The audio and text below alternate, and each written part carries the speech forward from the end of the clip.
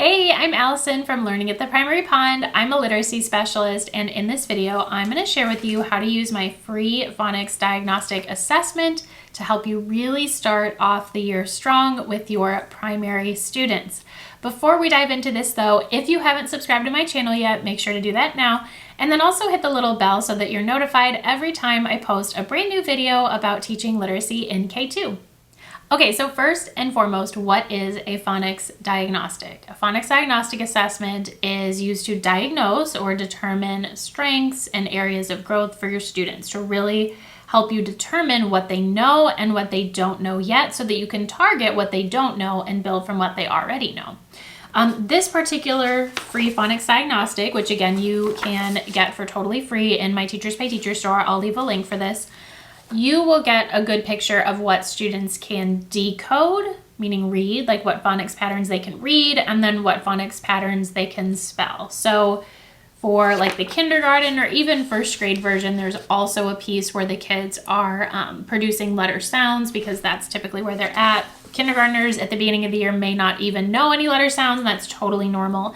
But for first and second graders, you definitely want to see like what, for example, types of words can they read, and these are very carefully chosen. They increase in difficulty level. They're very carefully chosen to include specific phonics patterns, and then it'll give you feedback. Okay, if the kid got this word wrong, then this is what they need to work on. And there's also a spelling component for encoding. So what can they spell? What phonics patterns can they apply to spell words? So we've got decoding and encoding in there. And then as far as the skills go, this particular assessment covers vowel consonant words, CVC words, digraphs, consonant blends, double final consonants, glued sounds, silent E words, R-controlled vowels, inflectional endings, vowel teams, closed syllable exceptions. The letter Y uses a vowel, and diphthongs. So lots of different skills are covered in here. Of course, your kids don't need to be able to do them all yet. You can actually stop the assessment when you notice that they kind of reach the point where they're not getting anything more correct. So question for you, maybe you have used a diagnostic similar to this, or there's some other type of assessment that you use at the beginning of the school year. But when you have all that data, have you ever sat down with it and just felt overwhelmed instead of informed? Like you're like, I have all these numbers, but that doesn't help me plan instruction. If you've ever felt that way, just type overwhelmed in the comments. Would love to know if that's something that you relate to.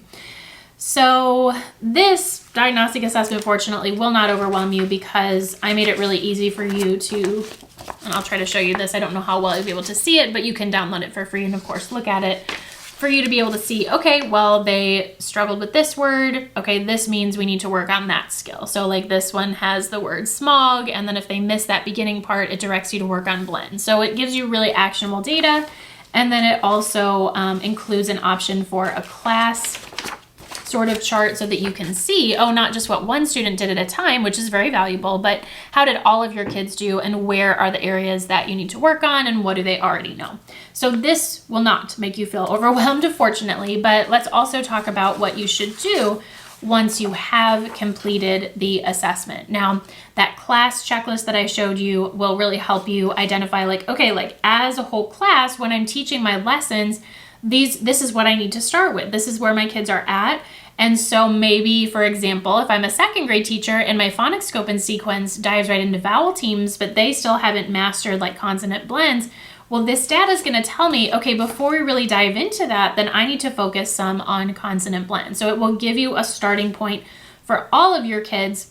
But then it will also help you figure out like, how could I group my students for small group instruction? What are the needs? Where are the gaps? So it will be helpful for small group instruction as well. Now, there may also be outliers, right? So you notice from your class chart, like, oh, like we're all going to start here. And then in small groups, some of my kids might need supplemental, or they may be more advanced. If you've got a couple of kids that are a little bit more advanced and they can go in a small group, but you also may have outliers. So you may have a student who is really far behind or really far ahead. And it's not necessarily like a small group situation where it's just, you know, maybe just one, maybe two students, and they're not even necessarily on the same level. So that is also really good information to have because you know that one-on-one, or maybe you have a volunteer work with that student or students on the exact skills that they need to work on. So this will tell you though exactly what they need to focus on. So it's really helpful for that reason.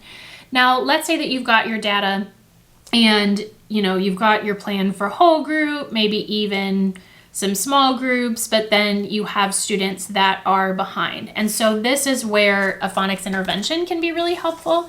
So this is one of my phonics-based reading intervention binders, and I have them for lots of different skills, but this particular one is for long vowels spelled with silent E. So let's say that from the Phonics Diagnostic, this freebie, you discover that some of your kids need to work on long vowels with silent E, but maybe the rest of the class doesn't. So you can pull them together. You can prepare these little binders, or honestly just kind of like staple the pages just like I did for the Phonics Diagnostic, and you can target the exact skills that the kiddos need to work on. It's literally, this will tell you the skill, and then you pull out the reading intervention binder or another material that you have to work on that exact skill. So these are nice, and I like using them because they're low prep. You just print them and they're ready to go. You can put them in binders if you want to for reusing. So like you can see here that a child wrote on this one, but then we can erase it and use it again, which is nice, or you can just print it out and staple it like I said. But they are flexible because we've got decoding and encoding activities in here, but it's not like you have to get through a certain number per day. It kind of alternates the different skills that the kids are working on. We start with long A with silent E, then I think we maybe move on to like long O or long I. And so you've got like, they're working with the sounds, they're building words, they're reading real and nonsense words, they're writing words, they're reading sentences, they're comparing with other phonics patterns, they're reading passages, there's even like some games and multisyllabic word work in here.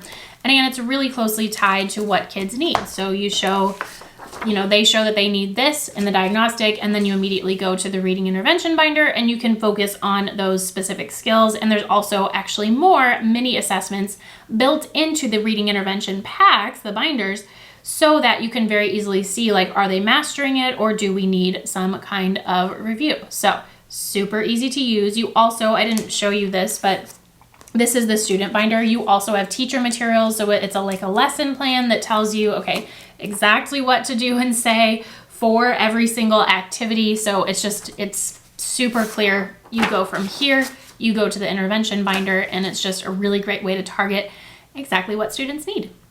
All right, so don't forget to grab that free Phonics Diagnostic assessment. I'll also include a link for the reading intervention packs. You would want to start with the diagnostic assessment so that you know what kids need, and then you can either get like a K2 bundle of these, or you could just get individual skill packs depending on what your students' needs are. All right, so look for those links. Thanks so much for watching. I hope this was helpful. Don't forget to hit the like button, subscribe, and I will see you in the next video.